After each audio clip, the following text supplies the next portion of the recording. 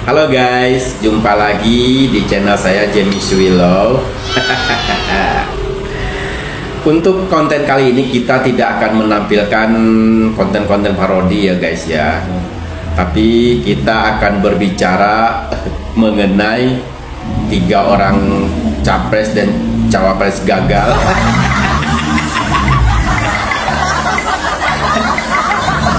Kita tahu kan, baru-baru ini mereka bertiga ini diundang ke Masjid UGM. Ceritanya untuk memberikan ceramah Ramadan. Tapi entah itu ceramah Ramadan, entah itu ceramah curhatan, nggak tahu lah. Tapi yang jelas yang paling banyak dia bahas di masjid itu adalah masalah politik, bukan masalah Ramadan. Nah, adapun ketiga capres dan cawapres gagal itu, yang pertama kita sebut saja namanya Abah Anies. Yang kedua Ayah Ganjar. Dan yang ketiga Profesor Dr. Mahfud MD.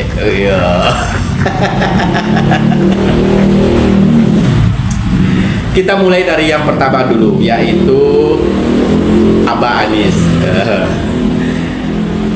Ceramah Abah Anies ini lebih terkesan memecah belah ya guys ya, lebih ekstrim gitu. Jadi yang pertama ini dia berbicara mengenai matinya demokrasi.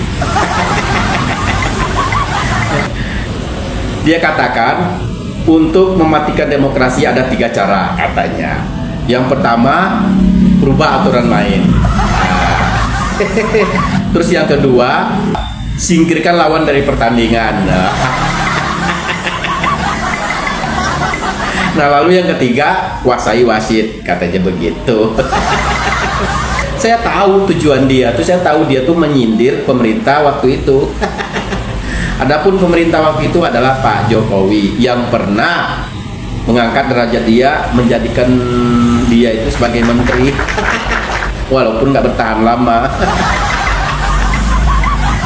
Itu ya, tapi nggak apa-apa lah, itu ya yang namanya politik ya kan. Itu yang pertama. Terus capres gagal yang kedua yaitu Ayah Ganjar. Ini lebih parah lagi nih. Ayah Ganjar ini berbicara mengenai tukar rupiah terhadap dolar ya kan. Katanya dolar sekarang udah berapa, 16.000 ya, katanya begitu. Ini lebih ke menonjolkan kegagalan pemerintah sekarang mungkin ya. Terus yang kedua dia berbicara mengenai PHK massal. Dia singgung juga tuh Sirtek ya kan.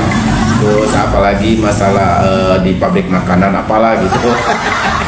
Lalu yang ketiga dia singgung Danantara yang sedang diluncurkan pemerintah Pak Prabowo sekarang. Untuk mengatasi semua masalah itu harusnya pemerintah pusat dan daerah harus bersinergi kan begitu.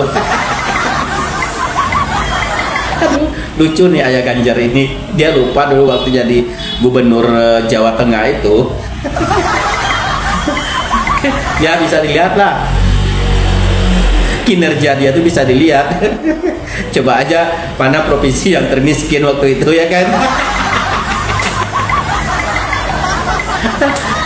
Jadi gubernur yang gagal ini ngajarin masyarakat ya, lucu juga ya. Tapi nggak apa-apa lah, itulah usaha dia mungkin ya, kita hargai. Nah terus cawapres gagal nih. Nah ini lebih keren nih, ini keren, saya rasa keren ini pidatonya. Pak Mahfud MD ini lebih gentleman dibanding yang 2 tadi. Kenapa saya bilang gitu? Karena dia mengajarkan jamaahnya untuk menghormati keputusan Mahkamah Konstitusi.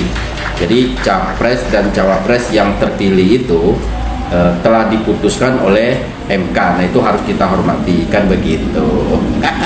Walaupun ujung-ujungnya tetap menyindir, tapi nggak sebanyak yang 2 orang tadi. lebih banyak pelajarannya dibanding sindirannya kalau Pak Mahfud. Kalau yang dua orang tadi itu sindiran semua. Apa yang mau diambil di situ?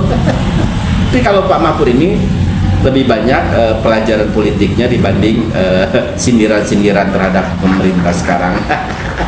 Nah, untuk lebih jelasnya, mari kita dengarkan ceramah dari capres-capres atau cawapres gagal ini. Kita mulai dari Abah Anies dulu. Cuman akhir-akhir ini ada yang mau ikut demokrasi nggak boleh ikut. Nah, itu tanda-tanda matinya demokrasi. Kalau mau mematikan demokrasi ada 3 juga caranya. Hah? Udah dipraktekin. 1, ganti aturan main. Bener nggak tuh? Yang kedua, singkirkan lawan dari pertandingan. Jangan sampai ikut pertandingan. Yang ketiga, kuasai wasit. Tuh kan, kalian udah dengar ceramahnya. Bahaya sekali narasinya. Tergantung kalian aja deh nanggapinnya, saya pusing. Mari kita dengar sekarang Ayah Ganjar ya. Mari kita dengar. Apalagi seperti hari ini, kalau kita lihat dolarnya sudah 16.000 lebih ya. Dolar 16.000. Ada PHK terjadi di banyak industri tekstil. Kemarin ada di industri elektronik, ada di industri makanan. Sudah terjadi. Apa yang mesti dilakukan sebenarnya? Pemerintah pusat dan daerah gandengan tangan membuat social safety net, jaring pengaman sosial. Maka saran saya sebenarnya ya, daripada Danantara itu nunggu, kasih aja ke sini. Ya, setuju nggak?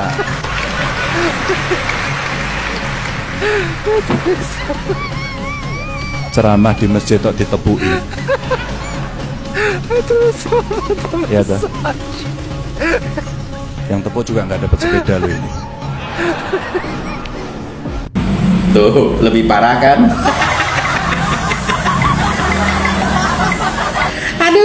Aduh, parah. Dia ini lebih menonjolkan istilahnya tuh kekurangan pemerintah ya. Lebih menonjolkan itu. Seharusnya dia tuh kan ngasih solusi ya, bukan malah menonjolkan kekurangan, kan begitu. Nah, kita masuk ke cawapres gagal waktu itu, yaitu Pak Mahfud MD. Nah, ini lebih gentleman. Mari kita saksikan. Saya itu sebenarnya kalau ke masjid ceramah itu tidak ingin nyinggung politik. Karena kalau bicara politik tuh nanti ada yang ngending dasar tuh orang kalah pilpres.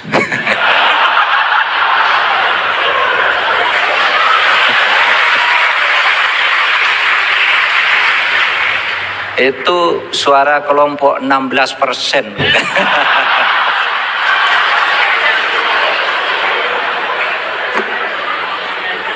Tapi tidak, saudara. Saya sejak tanggal 22 April itu sudah mengatakan Pilpres sudah selesai. Dengan segala kekurangannya dan kelebihannya, Mahkamah Konstitusi sudah memutuskan Pak Prabowo dan Gibran Rakabuming menang. Oleh sebab itu ya kita dukung. Saya penganut Ahlus Sunnah wal Jamaah yang mengatakan hukmul hakim yarfa'ul khilaf, atau hukmul hakim iltizam yarfa'ul khilaf.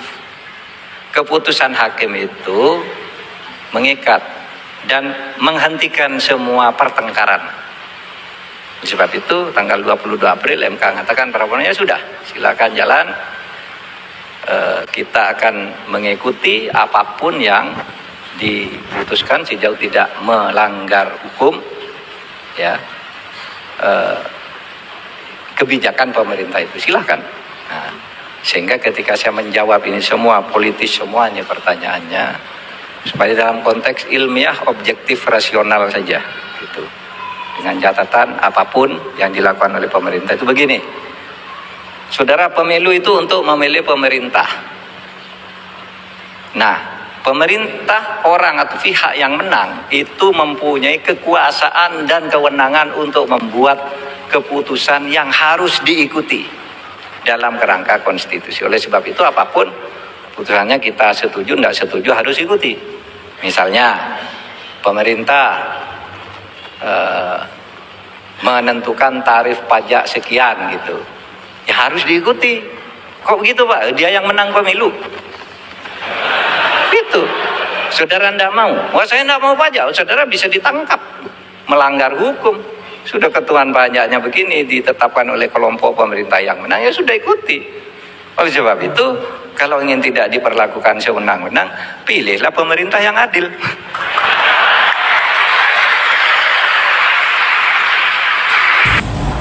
Nah itu ya kan. Walaupun ujung-ujungnya tetap menyindir, tapi nggak begitu parah dibanding yang dua orang tadi.